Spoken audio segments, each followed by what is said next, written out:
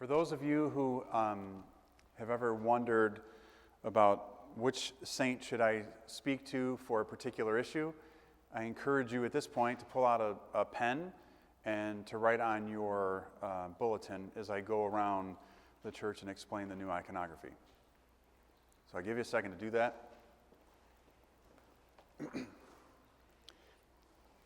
I was thinking this morning, was I going to preach on the gospel, which I was ready to do, and then I'm sitting there thinking, instead of answering several dozen questions about the icons, I would just speak about the icons now and the new icons that we have on the lower rung of the church. So we'll start from the side here. I have my little pointer.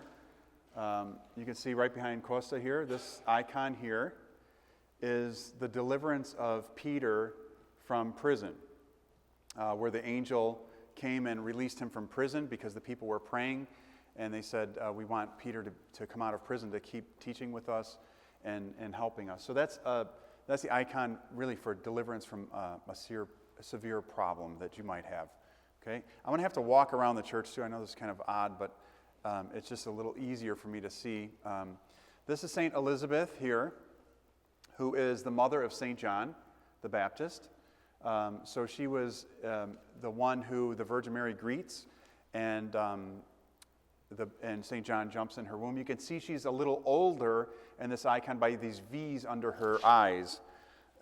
Elderly and the icons have V's under their eyes. Now, if you look that way at the icon of St. Anna, many times her icon also has that because she was older when she had the Virgin Mary.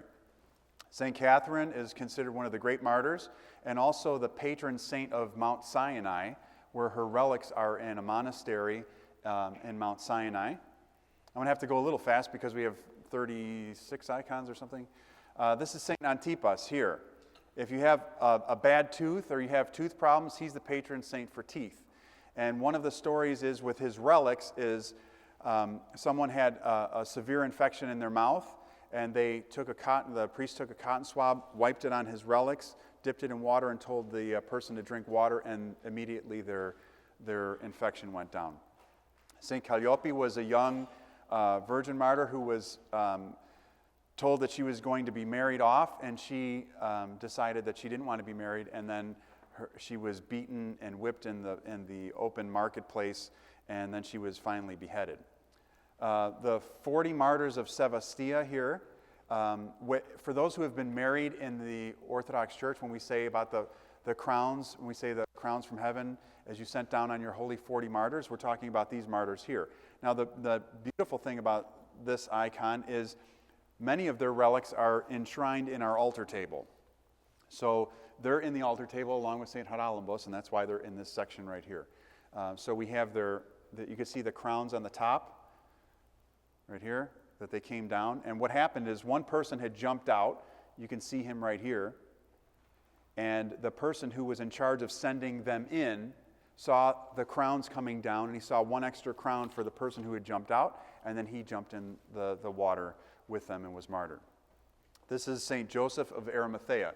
This is St. Joseph, the betrothed, the one who took care of the Virgin Mary. St. Joseph of Arimathea is down here. And the reason, who is he? He's the one that wrapped the body of Christ in the cloth and also gave up his tomb for the burial of Christ. This is St. Moses the Ethiopian. He's called St. Moses the Black, and not because of his skin color, but because he was a terrible thief and a robber and a murderer, and then he converted his life. So if you have an issue with stealing or whatever, or just kind of shortchanging people or being cheap, he's the saint you should pray to as well. St. Alexios is another great saint, and here it has in a scroll, longing for God extinguishes longing for parents. So if you're dealing with being away from someone, a distance, whether it's or issues with your family or whatever, then you can pray to St. Alexios to have that struggle, that focus on God, so that you're not struggling with the loss of parents. St. Alexandra was the patron saint, or not the patron saint, she was the wife of Diocletian, the one who was killing all the Christians in the early church. She saw the martyrdom of St. George, right here, and was converted to Christianity. So she was the wife, and then Diocletian actually killed her as well. So she was martyred by her own husband. This is St. Constantine by himself. St. Constantine, we have two St. Constantines in here, this one here, and also over there, if you see there, St. Constantine and Helen together. But this is St. Constantine by himself, who was one of the greatest, he was the greatest Byzantine Empire king. That's why they call it Constantinople, the city of Constantine. So that's him. St. Kyriaki, who is named after a day, and we also have St. Paraskevi here too. So this is St. Friday, St. Sunday. And St. Kyriaki is another blessed saint in our church. We have St. Christopher in the back. Here, St. Christopher was considered, there's stories about him carrying people, and also the story of Christ being on his shoulder. So there's many different stories with St. Christopher that you can read about his looks and about the way he spoke. And then St. Christina right next. So we have Christopher and Christina right next to each other.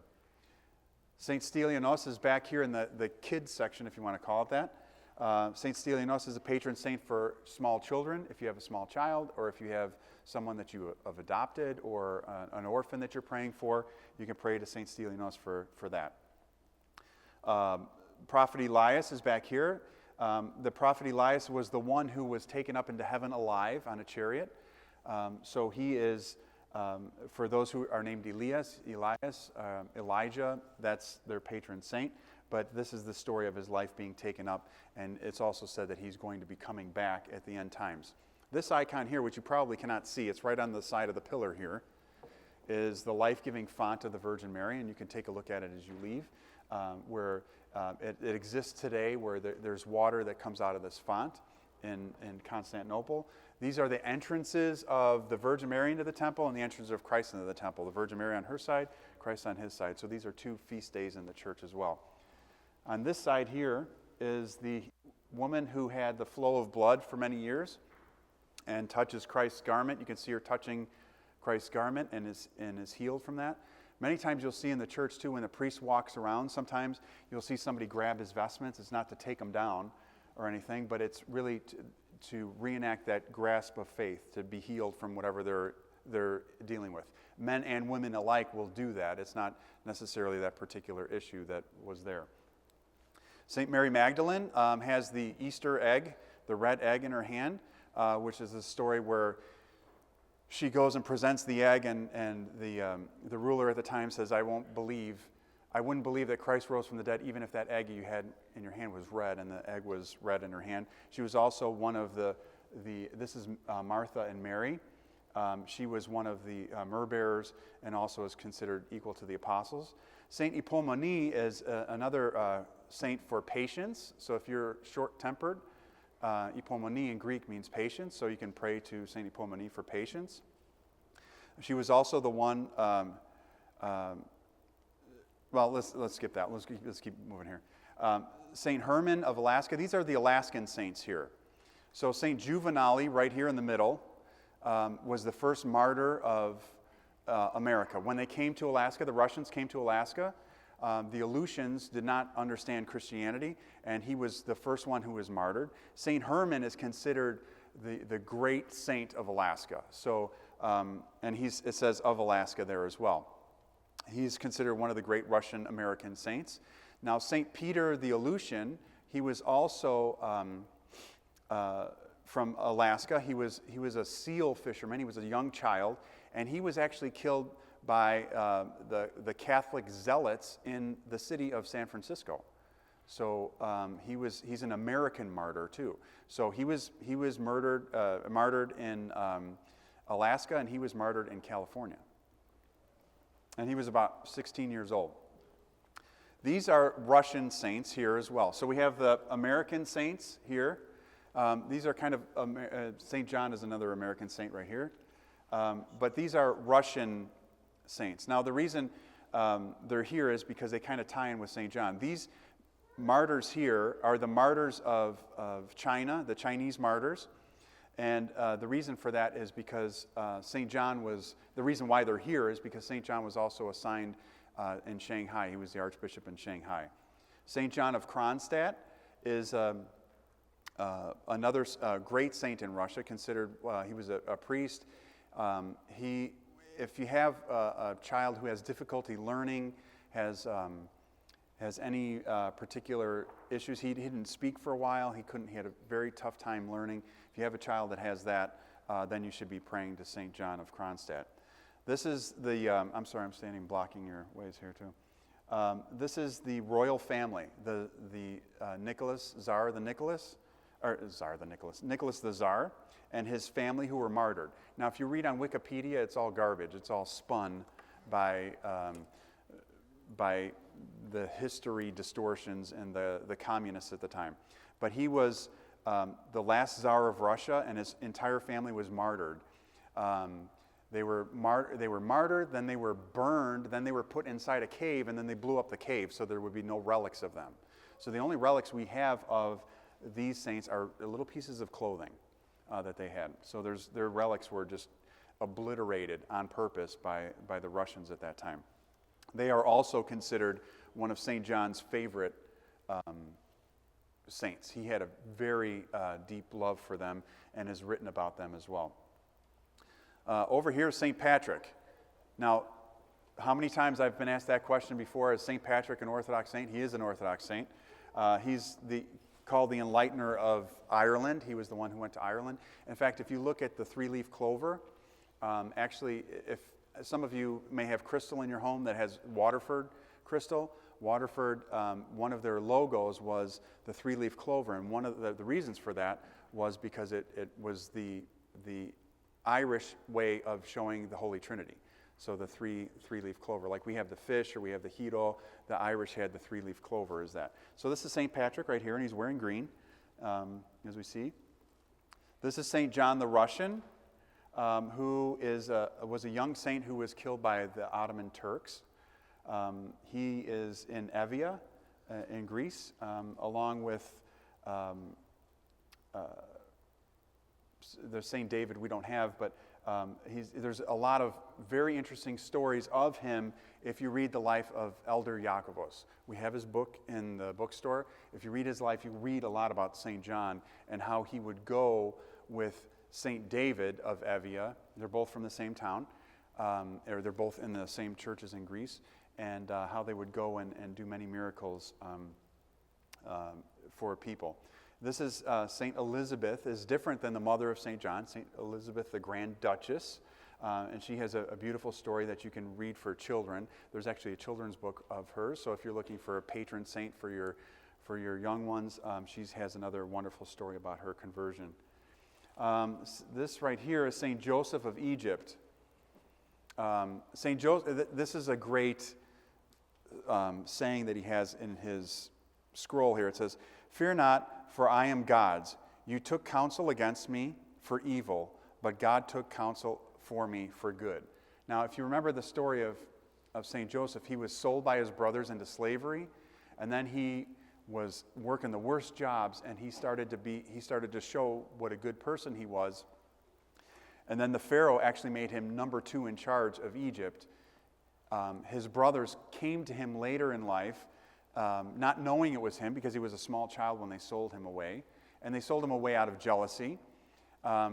He recognizes his brothers, and they come looking for food. And there's very interesting stories on how he messes with them at the beginning just to kind of test them and to have them keep coming back. And then ultimately he forgives them. So, St. Joseph, do you have problems with your siblings? Do you have problems with people? Do you feel like you were betrayed or sold out? St. Joseph is a great saint for that. And despite all the things that went wrong in his life, he said, yeah, you did. At the end, when he's talking to his brothers, he said, you know, I'm thankful to God that you actually did all these awful things to me, because now God has chosen me and has spoken to me. St. Panteleimon is a healer. If you need healing, if you're looking for God's healing powers and grace, he was a great doctor and healer, and more so healer through prayer than he was of his actual doctor responsibilities. But St. Cosmas and Damian were also doctors too and healers. And you can see that the healers of the church usually have a spoon of a little receptacle box for the sacraments as well as the medication that they would give out.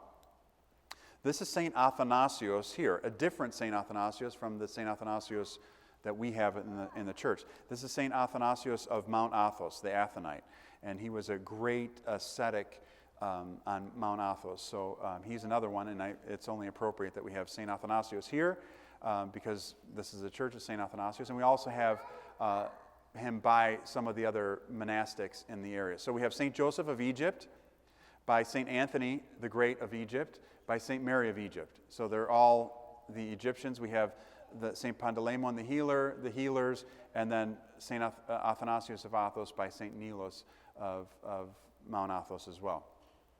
And then here we have St. Barbara. St. Barbara was a young girl who was actually killed by her father. She was tortured terribly. That's why she's called the Great Martyr.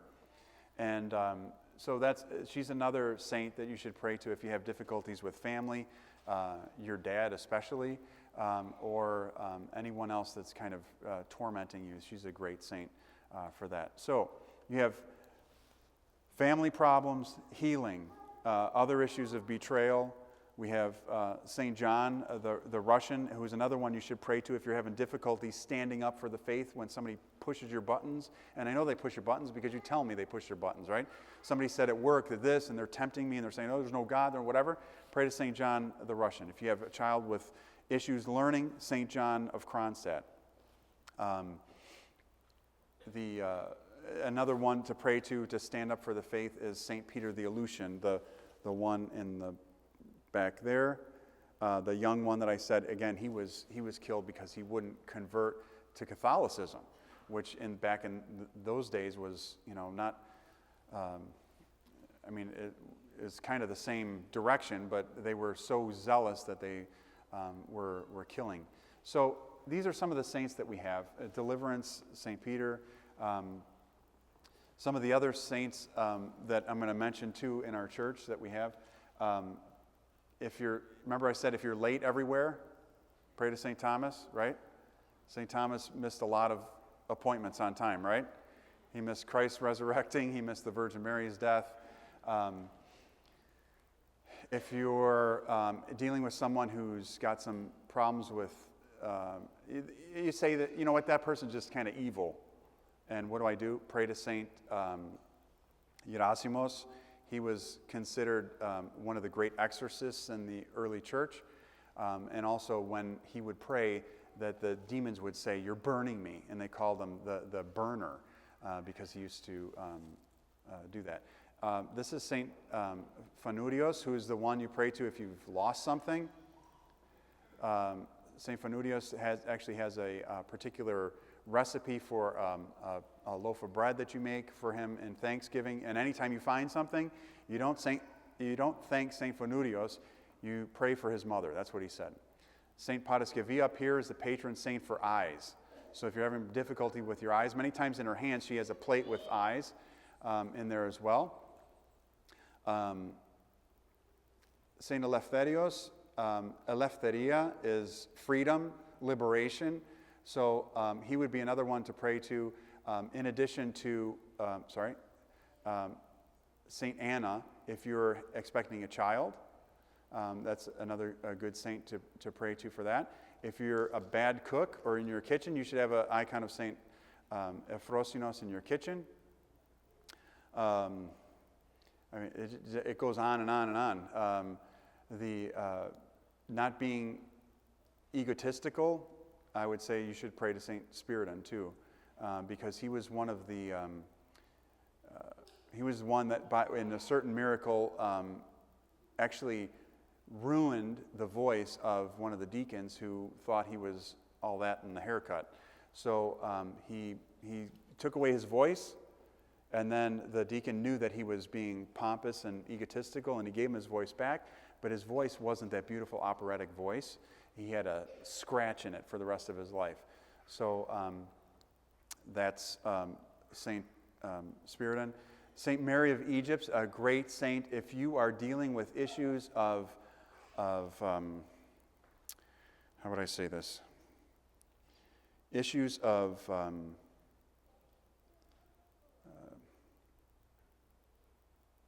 just indiscretions, if you know what I mean. I'm trying to keep this above the crowd. So if you have issues of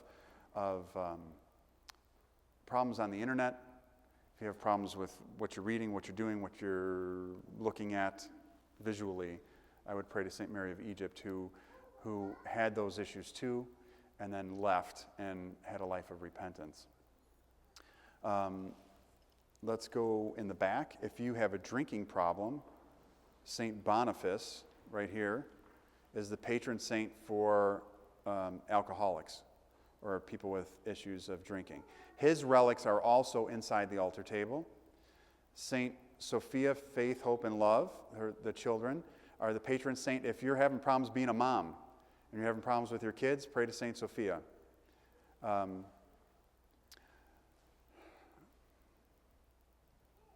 trying to think now. There's so many. Everybody's got their little nuances of different things. St. Minas, over here. If you're asking God for something that's impossible, but you know it's good for you, in your heart, not saying, Lord, help me to win the $85 billion lotto. Not that. But if you're saying, Lord, I need to get out of this, and I need to move ahead, and then he is the patron saint for the impossible.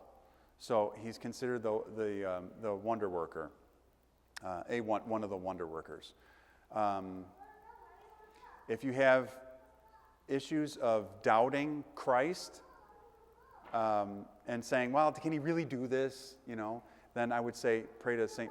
Martha and Mary, who would, when Christ came to Lazarus' tomb, who's in the middle, this is Lazarus, not Jesus. When they came to Lazarus' tomb, when Jesus came to his tomb, they said, oh, if you'd only been here sooner, you could have saved him. And then also when Christ comes, Martha goes up to Christ and she says, Lord, don't you care that my sister left me to serve you alone? You remember this? And he goes, Martha, Martha, you are anxious and troubled about many things. One thing is needful. Well, if you're distracted with, all right, say your family's there and they're asking for you for something or whatever, and you're distracted by doing dishes or you're distracted by reading the news or whatever the case is, then pray to St. Martha to help you with your distractions. If you feel like your life is absolutely in the garbage can and you don't understand why things are happening to you, right here, St. Jonah, right here. St. Mamas here is another great saint to pray to if you're just having difficulties confronting things that are very strong in your life. So St. Mamas had rode the lion in and kind of put all the people who were against him in that time away from him. And then here too, if you look here, this is Noah and the ark. He doesn't look anything like Russell Crowe, thank God, for those who saw the movie, which is a very limited group. Anyways, the Noah is another one too. When you see the rainbow, just remember, when you might be tempted to say, why is God torturing me and punishing me, and why is he doing this to me? Why, right? We all ask that question, why, especially when a tragedy comes or trauma. We say, why me, why me? Well, that rainbow tells you that it's not a why me thing anymore. God is not torturing us here. The torture will come in the judgment if we're not prepared. But he says, I'm not going to do that anymore. So when you think that struggles are against you and you're being tortured, just know that God is manipulating and moving other things in ways to help you out for your soul. Not to destroy you, but to help your soul. And St. Seraphim of Seraph in the back corner. So here, right next to St. Sophia.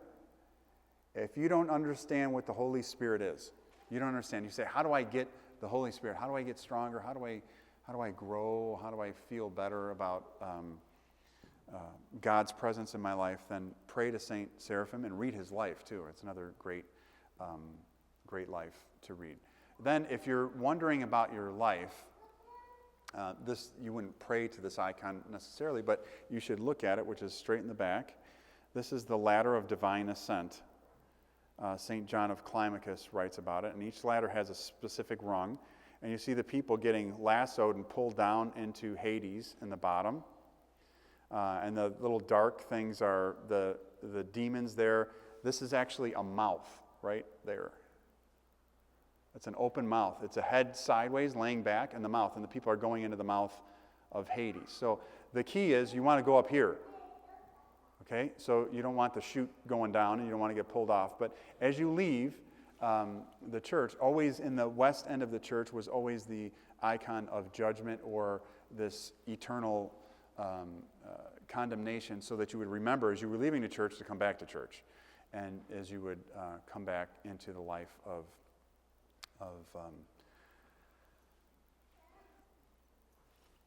the following God's words. I'm looking, I'm kind of thinking of the other saints here. There's so many things to think about. If you're another one, Saint Nicholas, if you have difficulties with being charitable, he was another charitable saint, as well as Saint Basil.